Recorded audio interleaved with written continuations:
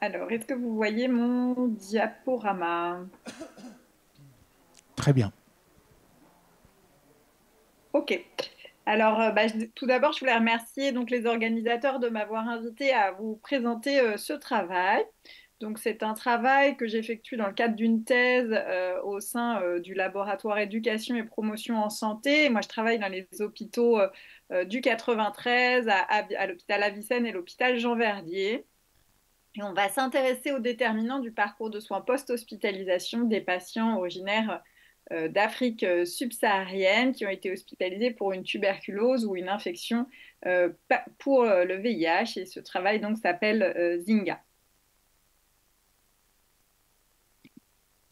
Alors, je pense que vous êtes tous dans l'Assemblée au courant que les migrants originaires d'Afrique subsaharienne sont particulièrement exposés au VIH. Donc ça, c'est des données de Santé publique France issues des déclarations obligatoires que je vous présente. Vous avez le taux de déclaration de tuberculose par lieu de naissance, vous voyez ici en France et Afrique subsaharienne. Et à droite, vous avez les données pour le VIH, toujours issues de la déclaration obligatoire, le nombre de découvertes de séropositivité pour le VIH.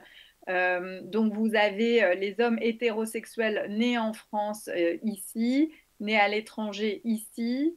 Pour les femmes hétérosexuelles nées en France sur cette courbe, sur cette courbe-là et sur la courbe bleue ici, nées à l'étranger. Donc 56% des découvertes de séropositivité pour le VIH concernaient des personnes nées à l'étranger. Ça, c'est les données du BEH de 2023 et 34% étaient nés dans un pays d'Afrique subsaharienne. Donc, je pense que vous imaginez un petit peu ce que c'est qu'une sortie d'hospitalisation. Déjà, l'hospitalisation, c'est souvent un moment assez stressant.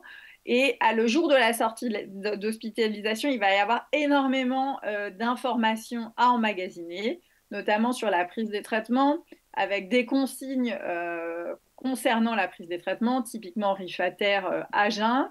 Vous avez parfois plusieurs traitements. On peut avoir le VIH et la tuberculose et tout un panel d'examens biologiques à faire, des papiers administratifs, des ordonnances. Alors parfois on ne sait pas lire et l'ordonnance peut être extrêmement compliquée à comprendre et plein de rendez-vous de suivi à anticiper. Donc ce que je disais, c'est que quand on parle le français, la sortie d'hospitalisation, c'est parfois très compliqué. Donc, quand on ne parle pas le français et qu'on ne connaît pas le système de santé dans lequel on navigue, ça peut se révéler vraiment être extrêmement compliqué. Il y a des enjeux de santé publique, donc ça c'est pareil des données de Santé publique France qui concernent les issues de traitement des tuberculoses sensibles. Donc ça c'est les pourcentages de traitement achevés et potentiellement défavorables. On voit bien que les personnes nées à l'étranger ont des issues de traitement potentiellement plus défavorables et particulièrement dans les 2 ans après l'arrivée en France. Donc, je vais vous présenter la recherche Zynga d'un point de vue, donc cette recherche doctorale d'un point de vue un peu plus global. Elle a été divisée en plusieurs parties. Donc, il y a Zynga 1, c'est la première partie qui s'est intéressée à travers 2 revues systématiques de la littérature à regarder quels étaient les processus d'adhérence au processus de soins des patients migrants qui sont suivis pour la tuberculose ou le VIH dans les pays développés. Donc ça, c'est 2 revues systématiques, une pour le VIH, une pour la tuberculose. Je vais vous présenter les résultats concernant ceux du VIH. Zynga 2, que je vais vous présenter également, s'intéresse aux déterminants du parcours de soins post-hospitalisation des patients migrants originaires d'Afrique subsaharienne hospitalisés pour tuberculose et VIH. Et ce qu'il faut savoir, je ne vais pas pouvoir vous en parler parce que l'étude est en cours, mais l'idée de ce travail, c'était d'imaginer, de voir si le numérique pouvait avoir une place en fait dans ce parcours post-hospitalisation. Et ce que je ne vous cache pas, c'est que les premiers résultats de l'étude de Zynga 2 montrent qu'il y a clairement une place, en tout cas pour le numérique et notamment pour le smartphone. Et donc, on est là sur toute Zynga 3, on réalise des focus group avec les patients pour essayer de co-construire un outil numérique avec les patients. Et ce qui ressort, c'est que très probablement, le format qui va être choisi, c'est la note vocale, avec des possibilités de traduction dans différentes langues pour accompagner le patient à la sortie d'hospitalisation dans son parcours de soins. Donc, Zynga 1, qui s'est intéressé au VIH, je vous disais, on a vraiment regardé de manière globale quelles étaient les caractéristiques spécifiques de l'adhésion au processus de soins des patients migrants avec le VIH dans les pays développés. Et on a considéré l'adhésion au processus de soins selon 3 dimensions. Une sur l'adhésion au traitement, d'autre part sur le suivi, plus d'un point de vue organisationnel, la rétention dans le soin, et sur la réponse virologique. Donc, on a consulté plusieurs bases de données, Medline, Embase, Sinal, PsycInfo et Google Scholar. Et on a fait, selon les règles de l'art, une évaluation par trois personnes de manière indépendante. Ce que je peux vous dire pour Zynga 1 concernant le VIH, c'est qu'on a screené 511 études, 63 ont été inclus. Et en fait, ce qu'on voit, c'est que finalement, la littérature, elle se passe essentiellement sur la question de la réponse virologique, avec 65% donc 41 études qui s'intéressent à la réponse virologique.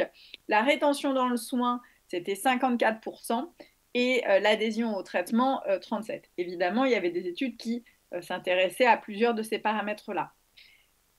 La littérature montre finalement que 45 études, donc 71% des études, s'intéressent à des migrants originaires d'Afrique subsaharienne, ce qui est un résultat majeur et que je pense qu'il est vraiment intéressant, en tout cas que l'on discute, c'est que dans toute cette littérature, finalement, les migrants, ils sont caractérisés selon leur origine géographique. Et une seule étude s'est intéressée aux motifs de migration. Sur les 50 associations statistiquement significatives qu'on a retrouvées, seulement 5 ont trouvé le fait qu'être migrant était associé à un meilleur processus d'adhésion aux soins. Et évidemment, plusieurs facteurs associés aux difficultés du processus de soins ont été identifiés. Je n'aurai pas le temps de tout détailler, mais il y a des facteurs évidemment qui sont sociodémographiques, cliniques, psychologiques, l'organisation du système de soins et politique, évidemment, les politiques publiques. Donc vraiment, ce que je disais, c'est que ce qui est quand même perturbant dans l'analyse de la littérature, c'est que finalement, on voit que les patients qui sont en fait migrants, c'est une population qui est extrêmement hétérogène et que finalement, elle est catégorisée dans la recherche en tout cas que selon l'origine géographique. Et ça pose quand même question, parce que si on parle d'adhésion au processus de soins, l'adhésion au processus de soins, c'est un processus cognitivo-émotionnel qui fait entrer en jeu beaucoup de choses, et ça, on va le voir après dans la deuxième partie de l'étude. Il y a beaucoup d'enjeux psychiques, sociaux, surtout quand on s'intéresse à la question de la migration. Il y a beaucoup de ces facteurs-là qui rentrent en jeu, et pourtant, la littérature sur l'adhésion au processus de soins va classer les migrants selon leur origine géographique. Et ça, on peut vraiment se questionner sur la pertinence de ce choix. Donc maintenant, je vais vous parler un petit peu de Zynga 2, qui avait pour objectif d'identifier les déterminants de la qualité du parcours de soins post-hospitalisation des personnes originaires d'Afrique subsaharienne vivant en France depuis moins de 10 ans, qui ont été hospitalisées pour une tuberculose ou une infection par le VIH. Et on a cherché vraiment à entrer un paramètre qui s'appelle l'expérience patient. L'expérience patient, c'est un concept qui caractérise le parcours de soins, mais pas seulement le parcours de soins d'un point de vue organisationnel, mais d'un point de vue aussi cognitivo-émotionnel, en recueillant le vécu des patients. On a fait le choix d'étudier au cours de ce travail tuberculose et VIH de manière conjointe, parce qu'on a considéré que sur le parcours de soins, il y avait quand même certaines similitudes, notamment sur la prévalence importante dans certains pays, sur les questions de discrimination que ces deux maladies, même si elles sont différentes, peuvent amener, et que c'est des maladies associées à la précarité. Donc, nous avons réalisé une analyse qualitative avec une analyse par cadre conceptuel selon les déterminants sociaux de l'OMS. Donc, des entretiens ont été réalisés par moi-même. On avait la possibilité d'avoir un interprète quand nécessaire. Et le nombre d'entretiens a été guidée par le principe de saturation des données. Les critères d'inclusion des participants étaient être âgés de plus de 18 ans, nés en Afrique subsaharienne, en France depuis moins de 10 ans. Dans les 2 ans précédant l'entretien, ils devaient être sortis d'hospitalisation depuis plus de 3 mois. On a eu l'avis favorable du comité d'éthique de l'INSERM qui nous a demandé de retravailler le protocole avec une note d'information classique plus simplifiée. Je vais en reparler tout à l'heure. Tous les entretiens ont été double codés par le logiciel NVivo. Nous avons respecté les guidelines corrects. Les patients étaient indemnisés à hauteur de 20 euros et les centres inclueurs étaient Tours parce que le reste des autres centres étaient situés en région parisienne et on voulait quand même avoir une diversité des parcours de soins. Donc, comme je disais, les autres centres étaient situés à Saint-Denis, à Bichat et à l'hôpital Avicenne. Donc, deux dans Paris, deux dans le 93 et un à Bichat dans Paris intramuros. Donc, il me semblait intéressant de vous partager ça parce que c'est vrai que quand on fait de la recherche, on dit consentement libre et éclairé. Quand on s'intéresse à des personnes migrantes, la conception du libre et éclairé peut vite être un peu bancale. Et c'est pourquoi, donc, avec la suggestion du comité d'éthique, et finalement, en fait, maintenant, c'est quelque chose qu'on fait assez de manière systématique, on propose une note d'information qui est imagée avec des pictogrammes pour en tout cas appuyer nos propos. Et au cours de cette étude, on a demandé une notice, on a demandé une évaluation pour chacun des participants de la compréhension de cette note d'information simplifiée qui est plutôt assez bonne. Donc en termes de résultats, nous avons pu inclure 20 patients, 15 hommes et 5 femmes, 10 pour le VIH, 10 pour la tuberculose. L'âge médian était de 36 ans. L'année d'arrivée en France était de 2019, donc finalement c'est assez récent. Ce qu'on peut noter, c'est que pour 12 sur des 20 patients, 12 étaient en situation irrégulière. Alors ça, on va le rediscuter après, mais seulement 2 avaient un logement personnel, 5 étaient hébergés chez des compatriotes, 2 étaient dans la rue et sinon dans des associations. Le coefficient de corrélation entre les deux évaluateurs du codage était à 0,87, qui est un beau taux de corrélation, mais ce qui est assez classique quand on fait une analyse qualitative par cadre conceptuel. La durée médiane des entretiens était de 51 minutes et nous avons inclus donc des patients originaires d'Afrique subsaharienne, Guinée, Mali, Sénégal, Angola, Togo, Côte d'Ivoire, Sierra Leone, Mauritanie, Cameroun, République démocratique du Congo, Somalie, Guinée. Et de manière assez surprenante, finalement, en fait, il n'y a eu qu'un seul entretien qui a été réalisé en anglais avec un patient de Sierra Leone, mais sinon, les patients parlaient vraiment quand même bien français. Donc, les principaux freins, de manière globale, si on doit parler des freins, en fait, dans le parcours de soins de ces patients-là, ce qu'il faut savoir, c'est que ce sont vraiment des patients qui sont, j'ai dit, en situation de survie biopsychosociale, mais parce que c'est vraiment ce qui transparaît, à travers, de manière simplifiée, plusieurs dimensions.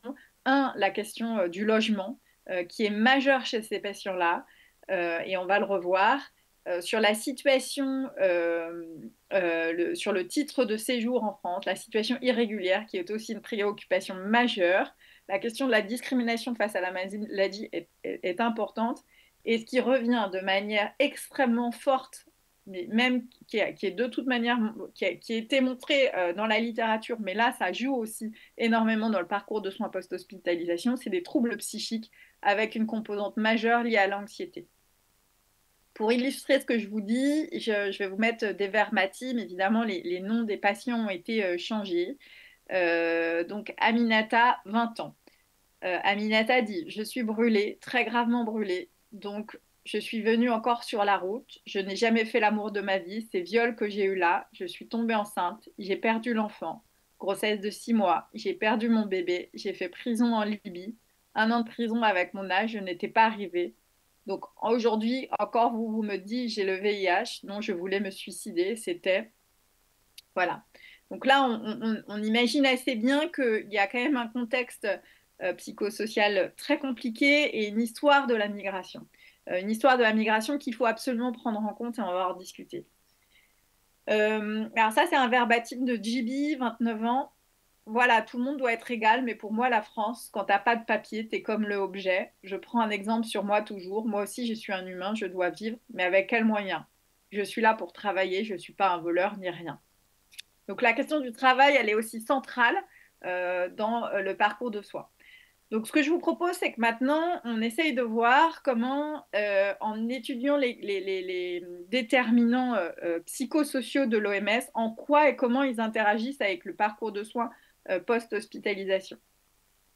De manière schématique, j'ai représenté le parcours post-hospitalisation comme ceci. Vous avez, comme je l'ai dit, l'histoire de la migration, elle n'est pas toujours prise en compte, mais elle est majeure. Donc, si on schématise un peu tout ça, on a la migration, l'hospitalisation et le parcours post-hospitalisation. On a décidé d'analyser le parcours post-hospitalisation selon deux caractéristiques, le point de vue organisationnel et le point de vue cognitivo-émotionnel. Quand on s'intéresse au point de vue cognitivo-émotionnel, il y a l'expérience de la maladie qui est majeure, il y a la motivation à poursuivre les soins et la compréhension de la maladie. D'un point de vue organisationnel, d'un point de vue schématique, on pourrait dire que le parcours de soins, c'est prendre son traitement et venir au rendez-vous de suivi. Maintenant, si on regarde les déterminants de l'OMS, on a différents déterminants. On a les déterminants qui sont dits intermédiaires, déterminants psychosociaux intermédiaires, qui sont divisés en déterminants matériels, comportementaux et biologiques et psychosociaux. Et il y a les déterminants qui sont plus à un niveau macro, qu'on va dire structurel, et qui vont être divisés en socio-économique et politique et fonction de la position socio-économique. Donc socio-économique et politique, on a la politique, les politiques publiques, d'un point de vue global, tout ce qui est culturel et sociétal. Et pour la position socio-économique, on a la classe sociale, le genre, l'ethnicité, le travail, l'éducation et les revenus. Alors maintenant, regardons sur la question du logement qui, je vous ai dit, est majeure. Comment ça interagit? Alors, Alors, déjà, ce qu'il faut savoir, c'est que le fait de ne pas avoir de logement, ça tombe sous le sens, mais c'est source, c'est générateur d'une anxiété extrêmement importante. Le fait de... Beaucoup de patients rapportent quand même d'avoir des longues distances entre des logements qui sont parfois qui bougent de mois en mois parce que on n'a pas de stabilité dans le logement, ça complique des rendez-vous de suivi et ça, les patients le rapportent.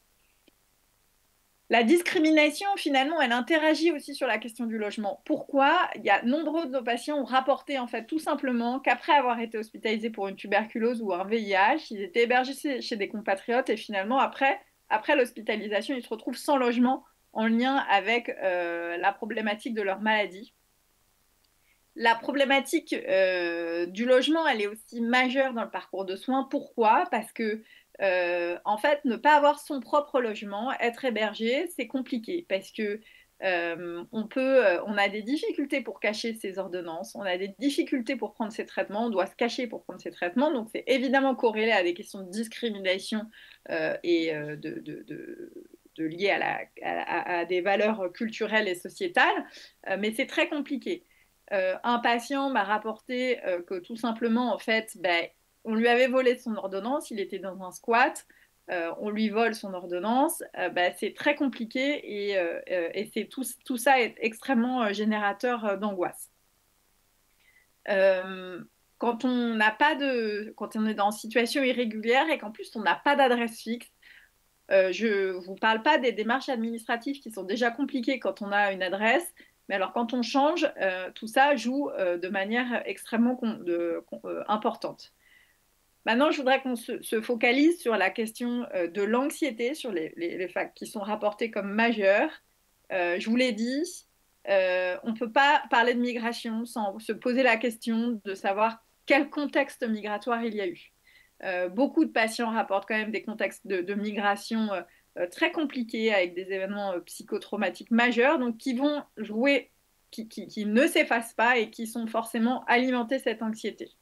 L'anxiété, elle va être évidemment présente si on perd son logement après l'hospitalisation. Et ce qu'il ne faut pas négliger, c'est que pendant l'hospitalisation, beaucoup de patients décrivent une majoration de cet épisode enfin, de l'anxiété liée par exemple aux conditions d'isolement. La tuberculose, le fait d'être isolé dans sa chambre, c'est très générateur d'angoisse.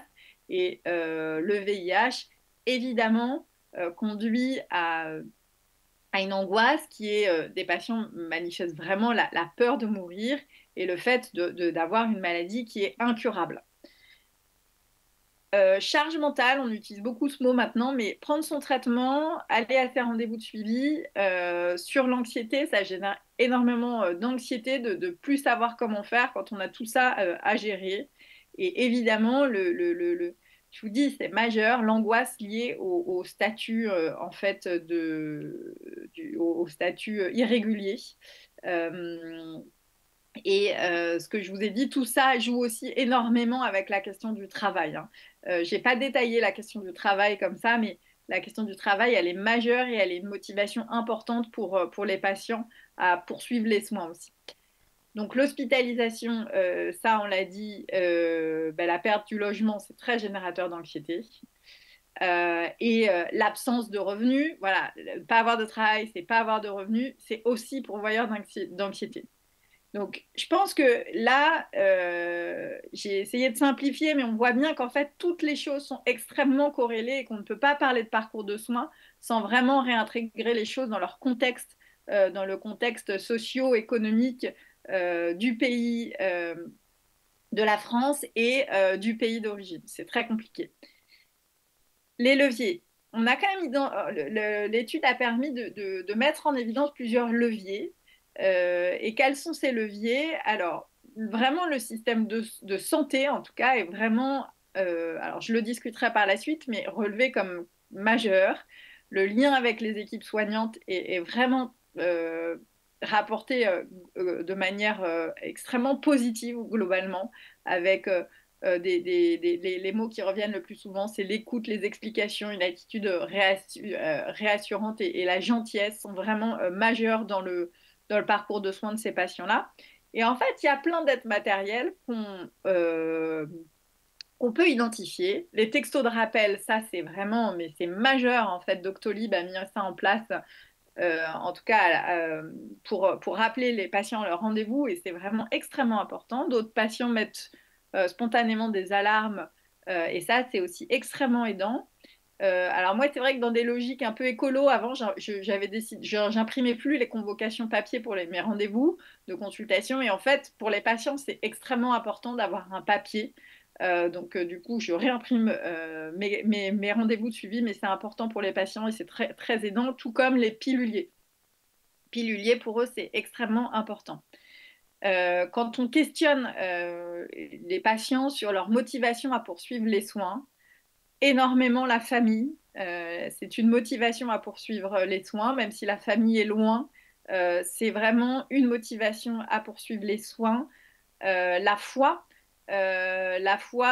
croire en Dieu est vraiment une grosse motivation à poursuivre les soins et vraiment le travail.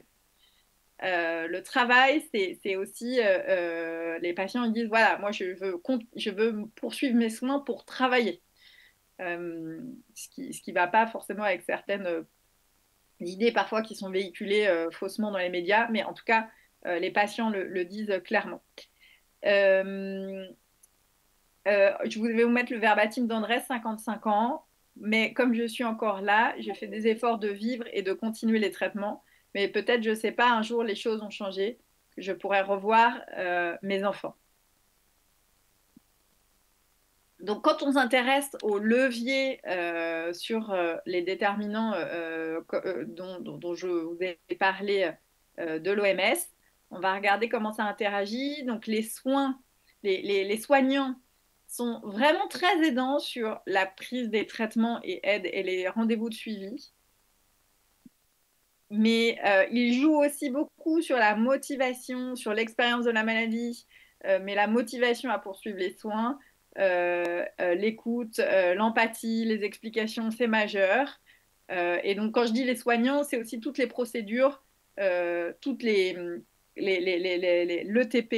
la médiation en santé, les psychologues, tout de manière globale. Mais en fait, les soignants, ils vont jouer aussi un rôle sur des choses qu'on pourrait penser comme pas forcément du registre des soignants, mais ils vont jouer aussi sur des démarches administratives et notamment sur les papiers. Beaucoup de patients ont quand même rapporté qu'à la sortie d'hospitalisation, en fait, il y a quand même un grand vide social. Un grand vide social avec pas de suivi avec les assistantes sociales. Et finalement, c'est les soignants qui vont prendre un peu le relais sur toutes les démarches sociales. Et ça pose un peu, ça questionne quand même par la suite. La foi en Dieu, c'est vraiment, comme j'ai dit, une grande motivation à poursuivre les soins. Le fait d'avoir un support social très important et le fait d'avoir un travail. Hein. Je l'ai dit, avoir un travail, ça motive. En tout cas, on veut guérir pour travailler. Et il y a une relation un peu triangulaire. Les patients, en fait, ils prient aussi pour les soignants en disant que ça va les aider dans la guérison.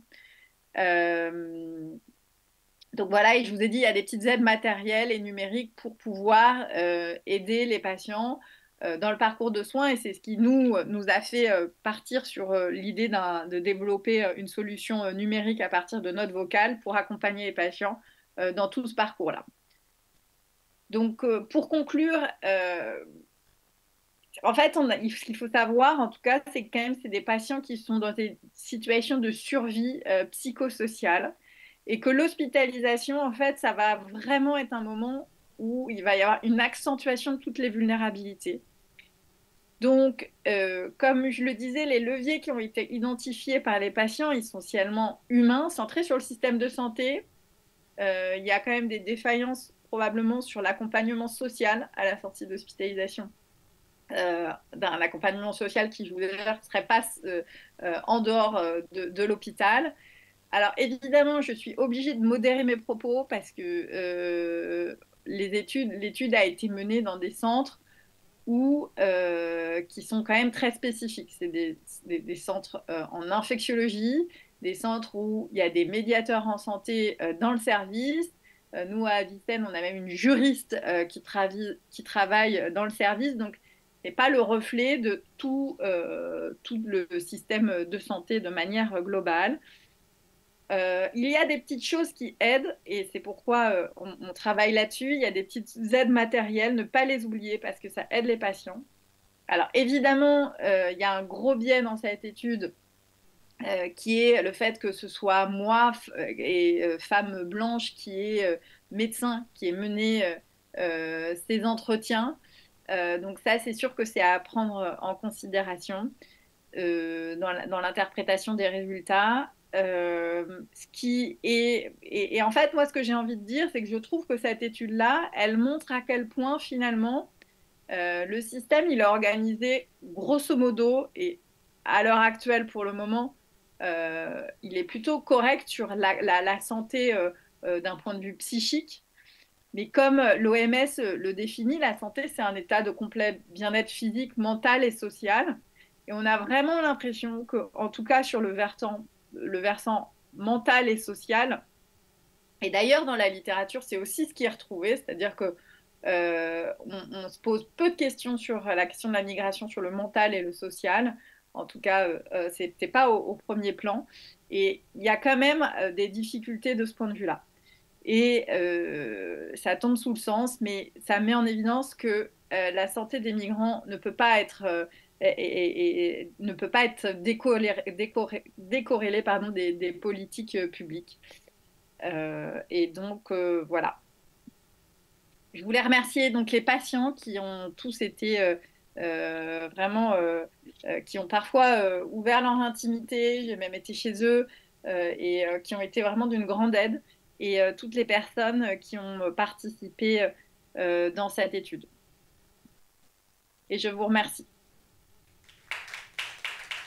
Je suis à votre écoute si vous avez des questions. Je ne sais pas si vous voulez les faire tout de suite. Merci beaucoup.